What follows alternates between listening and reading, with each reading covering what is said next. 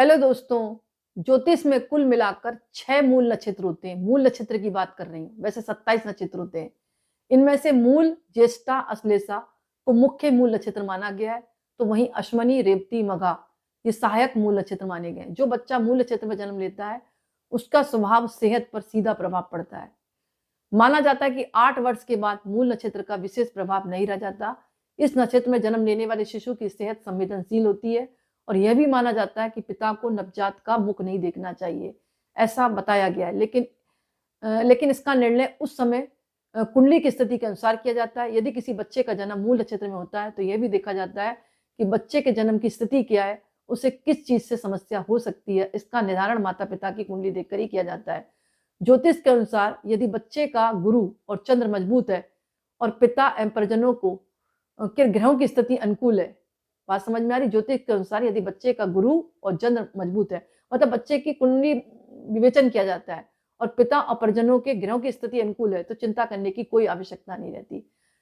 लेकिन किसी जातक का जन्म मूल नक्षत्र में हुआ है लेकिन उसका शुभ प्रभाव है, तो ऐसे बालक अन्य की तुलना में अलग विचारों के होते हैं। ये तेजस्वी होते हैं, ये शमी होते हैं, मतलब इनका यश जो है बढ़ता है आने वाले समय में। परंतु यदि वह अशुभ प्रभाव में है तो इस नक्षत्र में जन्म लेने वाला बालक क्रोधी होगा, ईर्ष्यालु स्वभाव का होगा। इसके साथ ही ऐसे जातकों की सेहत भी अच्छी नहीं होती।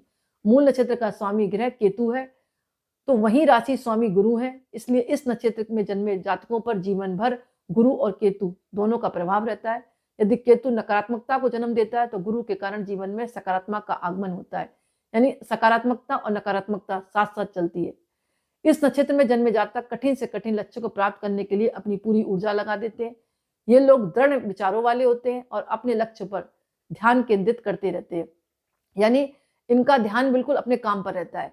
इस नक्षत्र में जन्मे जातक पढ़ाई में बहुत अव्वल रहते हैं, साथ ही कार्य कुशल व अच्छे वक्ता होते हैं।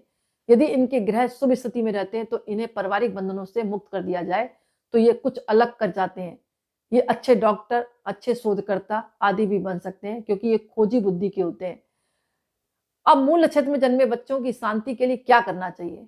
सर्वप्रथम तो 27वें दिन गढ़ मूल शांति करवानी चाहिए। ब्राह्मणों को दान दक्षिणा देनी चाहिए, भोजन कराना चाहिए। बच्चे का मुख देखने से पहले उसके पिता की जेब में फिटकरी का टुकड़ा रखना चाहिए।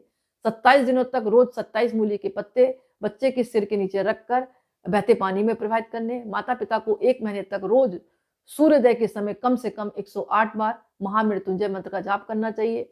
गढ़मूल नक्षत्र में जन्मे बच्चों के जीवन में श्री गणेश जी की आराधना का बहुत महत्व रहता है और गढ़मूल नक्षत्र में जन्मे बच्चों की मां को भी एकादशी पर चावल नहीं खाना चाहिए।